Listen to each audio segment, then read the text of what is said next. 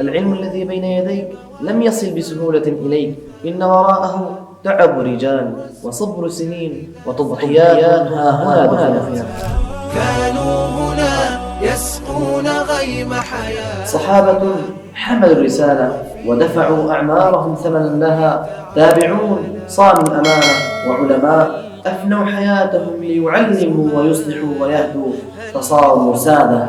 نجم سما وتلالا ملأ سادة تحت ثرى الشام، برنامج رمضاني تشاهدونه في شهر رمضان من أرض الشام، أرض العلم والتضحيات. جيل الصحابة لا مثيل.